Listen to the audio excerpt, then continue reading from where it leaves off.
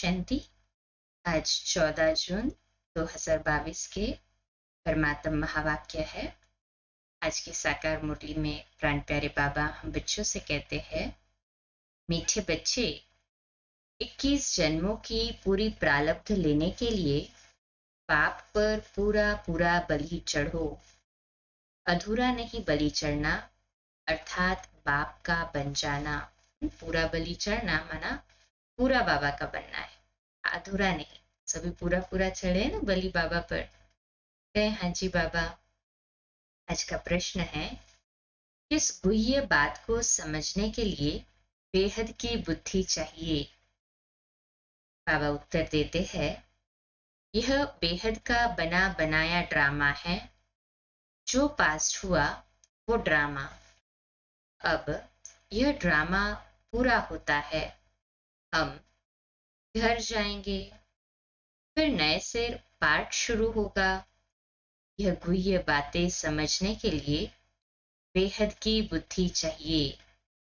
बेहद रचना का ज्ञान बेहद का बाप ही देते हैं।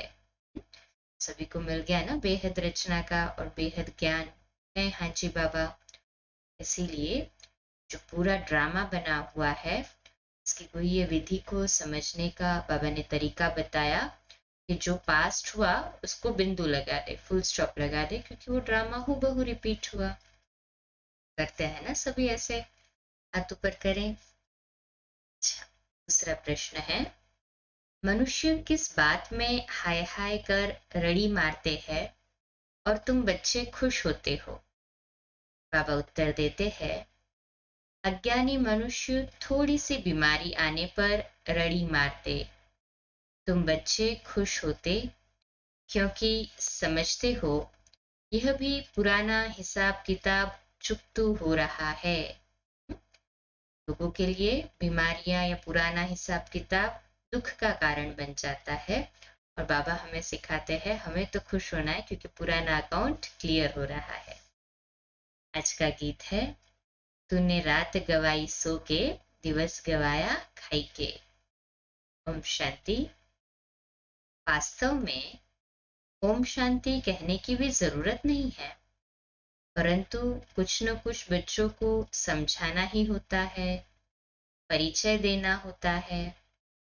आजकल बहुत है जो ओम शांति जपते रहते हैं, अर्थ तो नहीं समझते ना। ओम शांति हम आत्मा का स्वधर्म शांत है। ओम शांति माना ही अहम आत्मा शांत स्वरूप। यह तो ठीक है, परंतु फिर ओम शिवोहम भी कह दिया है, वह फिर रॉन्ग हो गया। वास्तव में इन गीतों आदि की भी जरूरत नहीं है। दुनिया में आजकल कंड्रस बहुत है, इन सभी कंड्रस में फायदा कुछ नहीं है। मनरस तो अभी ही होता है एक बात का।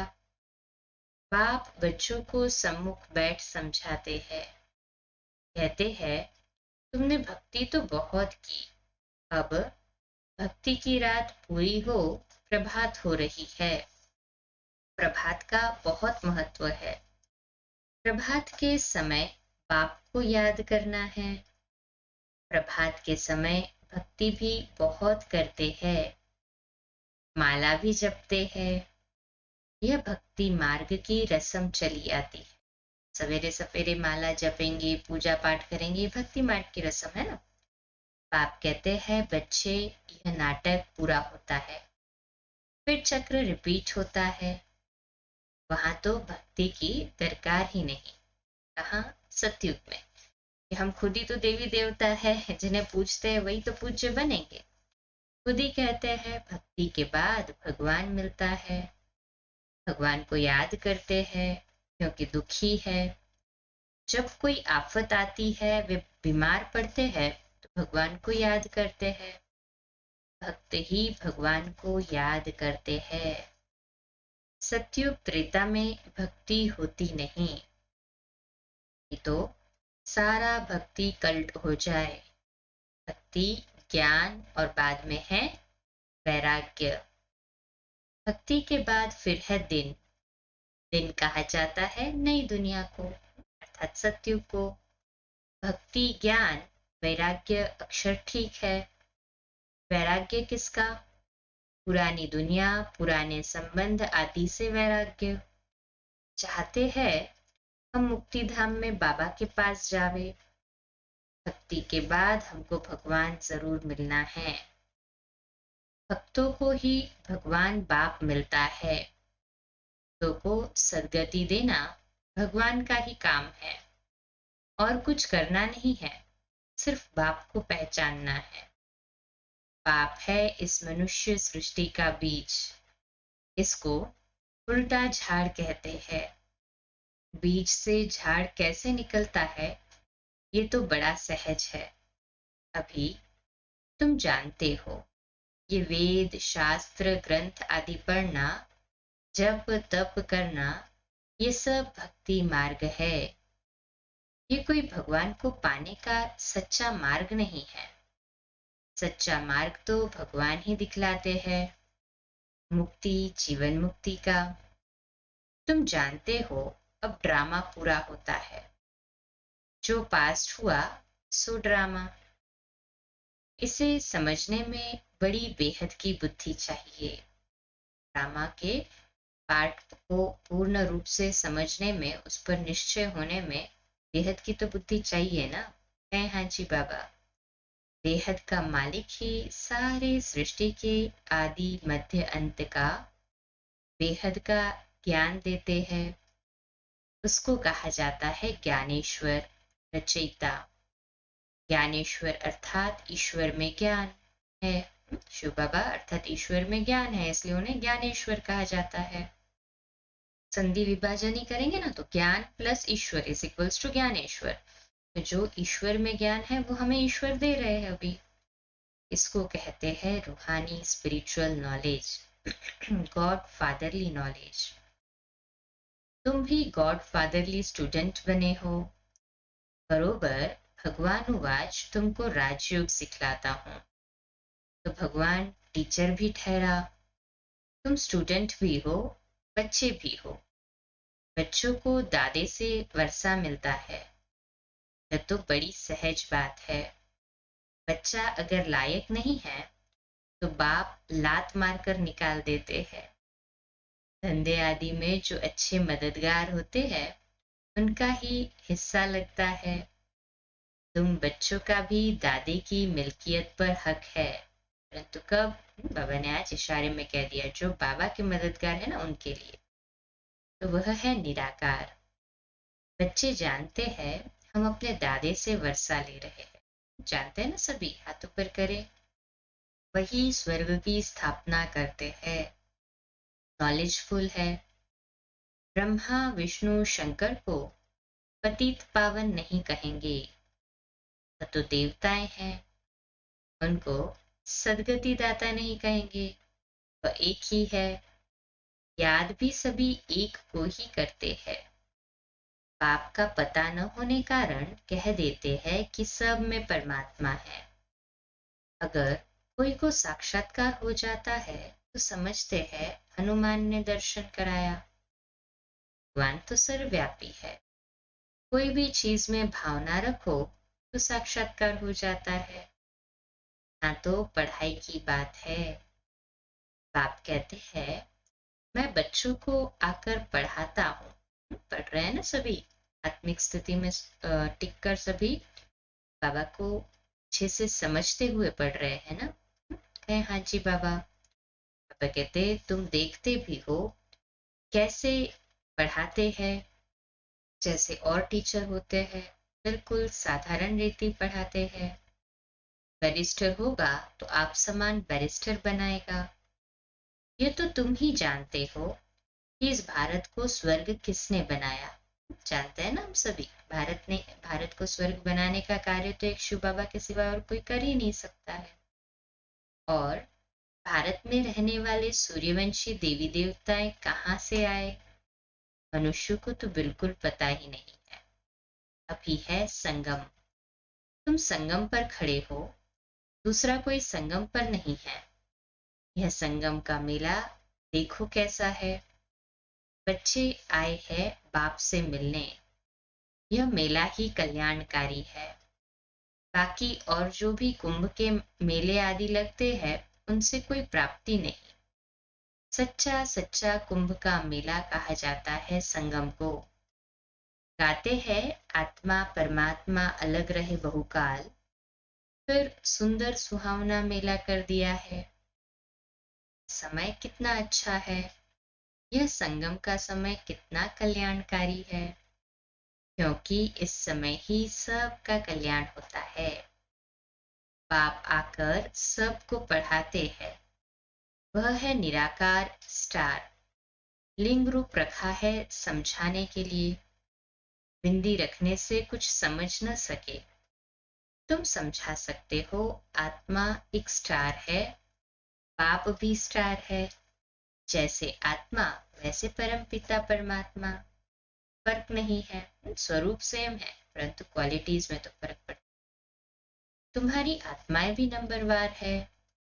कोई की बुद्धि में कितनी नॉलेज भरी हुई है, कोई की बुद्धि में कितनी। अभी तुम समझते हो हम आत्माएं कैसे 84 जन्म भोगते हैं। हर एक को अपना हिसाब किताब भोगना ही पड़ेगा। कोई बीमार पड़ते हैं, हिसाब किताब चुकतू करना है।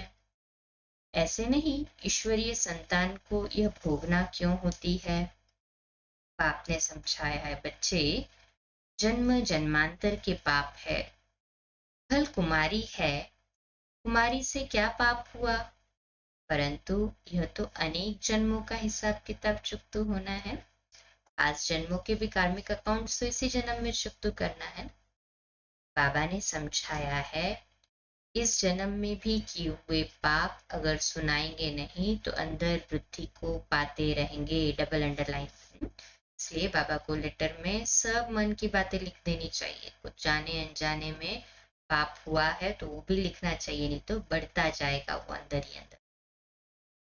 जैसे देखो, कोई बीमारी के बारे में डॉक्टर के पास पेशेंट छुपाता है, सोचता है ये कैसे बताऊं, अब उसकी ट्रीटमेंट नहीं मिलती है सही तरीके से, तो वो बीमारी अंदर ही अंदर बढ़ती जाती है और फिर फैलती जाती है, डेंजरस रूप भी ले लेती है ना। ये अटेंशन प्लीज। बाबा सबसे बड़ा सर्जन है, उसके पास पूरा पूरा सच्चा साफ दिल होकर रहे। बतला देने से फिर वह वृद्धि नहीं होगी।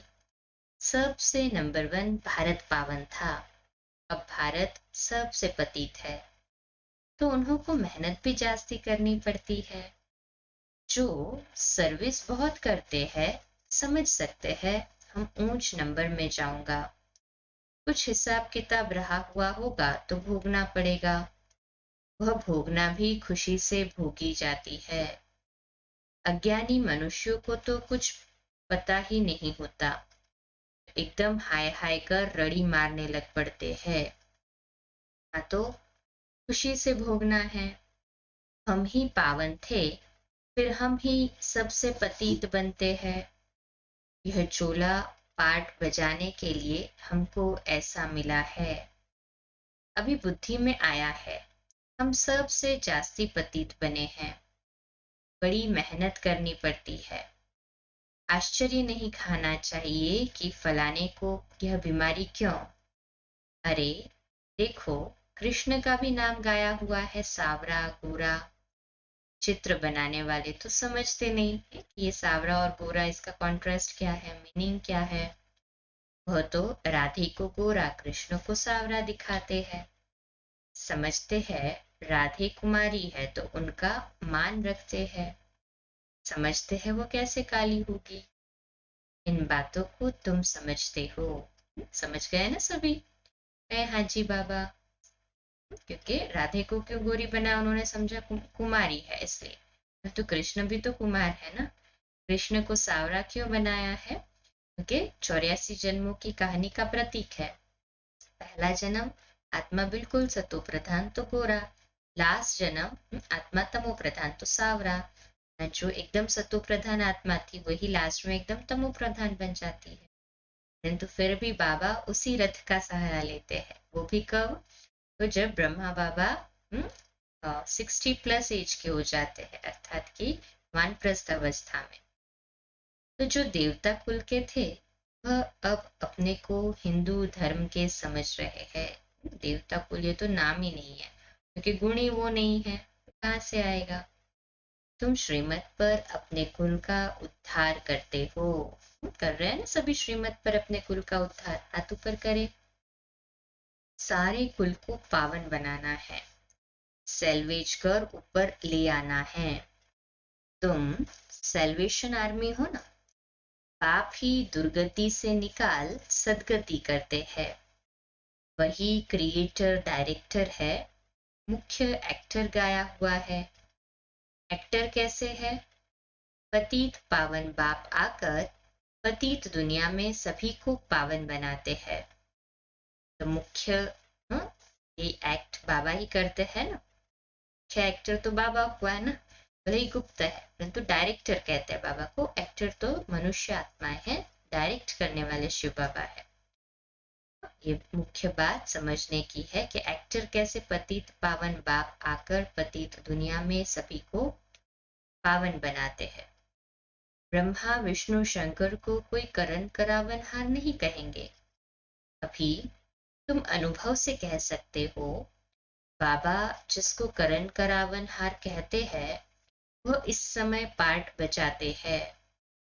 वह पाठ बजाएंगे भी संगम पर, उनको कोई जानते नहीं।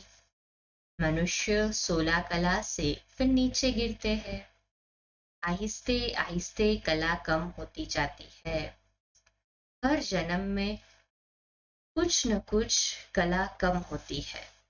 सतयुग में 8 जन्म लेने पड़ते हैं। एक एक जन्म ड्रामा अनुसार कुछ न कुछ कला कम होती है। अभी है चढ़ने की बारी। जब पूरे चढ़ जाएंगे फिर धीरे धीरे उतरेंगे। बच्चे जानते हैं अभी यह राजधानी स्थापन हो रही है। जानते हैं ना सभी? है हाँ जी बाबा। राजधानी में तो हर प्रकार के चाहिए। जो अच्छी रीति श्रीमत पर चलते हैं वह ऊंच पद पाते हैं।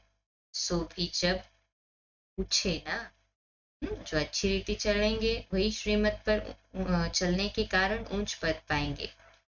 बाबा को अपना पूरा पोता मेल भी भेजे, तब बाबा राय दे सकते हैं। बाबा को पूछना भी है कि बाबा ये कर्म एक्यूरेट है, श्रीमत पर है। रोज का चार्ट अर्थात पोता मेल बाबा को लिख कर भेजना है, तभी तो बाबा राय देंगे। ऐसे नहीं, बाबा तो सब कुछ जानते हैं। वह तो सारी दुनिया के आदि मध्य अंत को जानते हैं। एक एक के दिल को तो नहीं बैठ जानेंगे। बाबा एक एक के दिल को थोड़ी पड़ेगा। वो तो कहता है कि तुम बोलो तो उस हिसाब से मैं सॉल्यूशन दूंगा। बाबा कहते हैं मैं आदि मध्य अंत को जानता हूँ, तब तो बताता हूँ कि तुम ऐसे ऐसे गिरते हो फिर ऐसे चढ़ते हो। यह पार्ट भारत का है। भक्ति तो सब करते हैं। जो सबसे जास्ती भक्ति करते हैं उनको पहले सदगति मिलनी चाहिए। पूज्य थे फिर 84 जन्म भी उन्होंने लिए। भक्ति भी उन्होंने की है नंबरवार। भल इस समय जन्म मिला है, परंतु आगे जन्म के पाप तो है ना, वह करते हैं याद के बल से।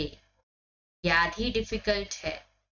तुम्हारे लिए बाबा कहते हैं मैं तुम या, तुम्हारे लिए क्या कहते बाबा? बाबा कहते हैं तुम याद में बैठो तो निरोगी बनेंगे। तो बाबा की याद में बैठने से ही तो हेल्दी बनेंगे ना 21 जन्मों के लिए। अरे हाँ जी बाबा। बाबा से वर्षा मिलता है, सुख, शांति, पवित्रता का। निरोगी काया या बड़ी आयु भी मिलती है सिर्फ याद से। देखो याद के कितने फायदे बाबा लिखवा रहे हैं। पहले का एवर हेल्दी बनेंगे 21 जन्मों के लिए, निरोगी काया। दूसरा, आयु भी बड़ी मिलती है सिर्फ याद से। नॉलेज से तुम त्रिकालदर्शी बनते हो। त्रिकालदर्शी का अर्थ भी कोई नहीं जानते, हम ही जानते हैं त्रिकालदर्शी का अर्थ, वो थोड़ी जानते हैं। बाबा कहते हैं रिद्धि सिद्धि वाले बहुत होते हैं। यहाँ बैठे भी लंदन की पार्लियामेंट आदि देखते रहेंगे, परंतु इस रिद्धि सिद्धि से फायदा तो कुछ भी नहीं है ना। दीदार भी होते हैं दिव्य दृष्टि से, इन नैनों से नहीं। इस समय सब सावरे है। तुम बलि चढ़ते हो अर्थात बाप का बनते हो। बने ना सभी बाबा के पूरे पूरे। हाँ जी बाबा, 0.01% भी कहीं अपना तो अपने पास कुछ नहीं रख लिया ना कि ये मेरा है, सब कुछ बाबा का। बाबा भी बलि चढ़ा पूरा। जो अधूरे बलि चढ़ते हैं तो मिलता भी अधूरा है। बाबा भी बलि चढ़ा ना, जो कुछ था बलि चढ़ा दिया। एक धक से ब्रह्मा बाबा ने अपना तन मन धन सबन संपर्क सब कुछ बलि चढ़ा दिया। जो इतने सब बलि चढ़ते हैं उनको 21 जन्मों के लिए प्राप्ति होती है। इसमें जीवघात की बात नहीं। जीवघाती को महापापी कहा जाता है। आत्मा अपने शरीर का घात करे यह तो अच्छा नहीं। सोचो कितना बड़ा पाप कि जो इतना अमूल्य जीवन मिला है, जो परमात्मा की याद से सफल करना है। अच्छा, जितना हम दूसरों को बांटेंगे ना उतना हमारे अंदर भी बढ़ता जाएगा। उसकी जगह खुद के ही जीवन को बंद कर देते हैं या उसको घात कर देते हैं। आत्मा अपने शरीर का घात करे यह तो अच्छा नहीं है ना। मनुष्य दूसरे का गला काट लेते हैं, ये अपना काट लेते हैं, इसलिए जीवघाती महापापी कहा जाता है। बाप मीठे मीठे बच्चों को कितना अच्छी रीति समझाते हैं। तुम जानते हो कल्प कल्प के संगम युगे इस कुंभ के मेले में आते हैं। जानते हैं ना सभी। आत्मा रूपी नदियों का मेला परमात्मा रूपी सागर से हो रहा है, तो सबसे सच्चा सच्चा और सबसे बड़ा कुंभ का मेला तो यही लगता है। यह वही माता पिता है। कहते हैं बाबा आप ही हमारे सब कुछ हो। बाबा भी कहते हैं हे बच्चे तुम आत्माएं हमारे हो। तुम बच्चे जानते हो शिव बाबा आया हुआ है कल्प पहले मुआफिक। जिन्होंने पूरे 84 जन्म लिए हैं उन्हों को श्रृंगार कर रहे हैं। तुम्हारी आत्मा जानती है बाबा नॉलेजफुल पतित पावन है। वह हमको अभी सारी नॉलेज देते हैं। वही ज्ञान का सागर है। इसमें शास्त्रों की कोई बात नहीं। तो देह सहित सब कुछ भूल अपने को आत्मा समझना है। एक बाप के बने हो तो और सब भूल जाना है। और संग बुद्धि योग तोड़ एक संग जोड़ना है। जोड़ा है ना एक बाबा के संग हमारा बुद्धि योग। कहे हाँ जी बाबा। गाते भी है हम तुम्हारे संग ही जोड़ेंगे। बाबा हम पूरे बलिहार जाएंगे। बाप भी कहते हैं हम तुम्हारे पर बलिहार जाते हैं। मीठे बच्चे सारे विश्व की राजाई का तुमको मालिक बनाता हूँ। मैं तो निष्कामी हूँ। कितना नशा चढ़ना चाहिए कि स्वयं भगवान आकर हमें सारे विश्व का मालिक बना रहे हैं। मनुष्य भल कहते हैं निष्काम सेवा करते हैं, परंतु फल तो मिलता है ना। बाप निष्काम सेवा करते हैं, यह भी तुम जानते हो। आत्मा जो कहती है हम निष्काम सेवा करते हैं, यह कहाँ से सीखे है? तुम जानते हो निष्काम सेवा बाबा ही करते हैं। आते ही कल्प के संगम युग पर है। अभी भी तुम्हारे सम्मुख बैठे हैं। बाप खुद कहते हैं मैं तो हूं निराकार। मैं तुमको यह वर्षा दे दूं। कैसे दूं? कैसे देता है बाबा वर्षा वो भी समझाता है। सृष्टि के आदि मध्य अंत का ज्ञान कैसे सुनाऊं? बाबा को रट लेना पड़ता है ना उसके लिए। तो इसमें प्रेरणा की तो बात ही नहीं। शिव जयंती मनाते हैं तो जरूर आता हूं ना। मैं आता हूं भारत में। भारत की महिमा सुनाते हैं। भारत तो बिल्कुल महान पवित्र था, अब फिर से बन रहा है। बाप का कितना बच्चों पर लव है। जरूर बाबा का लव है, इसलिए तो बाबा इतने प्यार से मेहनत कर रहा है ना हम सभी पर। अच्छा, मीठे मीठे सिकिलदे बच्चों प्रति माता पिता बाप दादा का याद प्यार और गुड मॉर्निंग। रूहानी बाप की रूहानी बच्चों को नमस्ते। हाँ, सभी मिलकर प्यार से कहे।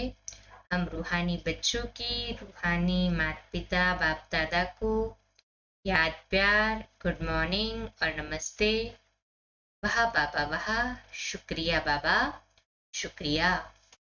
धारणा के लिए मुख्य सार है, पहली पॉइंट, श्रीमत पर अपने कुल का उद्धार करना है, सारे कुल को पावन बनाना है, पाप को अपना सच्चा सच्चा पोता मिल देना है। दूसरी पॉइंट है, याद के बल से अपनी काया को निरोगी बनाना है, पाप पर पूरा पूरा बलिहार जाना है, बुद्धियोग और संगतोड़ एक संग जोड़ना है। अच्छा, आज का मीठा वरदान है, एक बाप दूसरा न कोई, इस स्मृति से निमित्त बनकर सेवा करने वाले सर्व लगाव मुक्त भव। इसका विश्लेषण है, जो बच्चे सदा एक बाप दूसरा न कोई इसी स्मृति में रहते हैं, उनका मन बुद्धि सहज एकाग्र हो जाता है। वह सेवा के निमित्त बनकर करते हैं, इसलिए सेवा कैसे करेंगे, वो निमित्त बनकर, इसलिए उसमें उनका लगाव नहीं रहता। सेवा में भी लगाव नहीं, लगाव की निशानी है, जहां लगाव होगा वहां बुद्धि जाएगी, मन भागेगा। इसलिए सब जिम्मेवारियां बाप को अर्पण कर ट्रस्टी व निमित्त बनकर संभालो, तो लगाव मुक्त बन जाएंगे। तो सभी लगाव मुक्त है ना सेवा से। बुद्धियोग सेवा की तरफ या व्यक्ति की तरफ नहीं, बाबा की तरफ जाए, है ना, बाबा की तरफ बुद्धियोग सेवा के लिए कहे, हाँ जी बाबा। बाबा को सौंप दो, फिर देखो बाबा जहां जब जैसे सफल कराना चाहेगा ना, ऑटोमेटिकली कराएगा, पर सिर्फ पहले बाबा को सौंपना पड़ेगा, ये काम तो करना पड़ेगा। अच्छा, आज का स्लोगन है, विघ्न ही माया को बलवान बनाते हैं, इसलिए विघ्नों से डरो मत। विघ्न ही माया को बलवान बनाते हैं, इसलिए विघ्न से डरना नहीं है। अच्छा, आज का हमारा स्वमान लिखने के लिए और अभ्यास करने के लिए है, मैं सर्व लगाव मुक्त हूं, मैं सर्व लगाव मुक्त हूं। 2 मिनट के लिए साइलेंस में योगाभ्यास करेंगे, शक्तिशाली प्रकंपन फैलाएंगे बाबा के घर के लिए।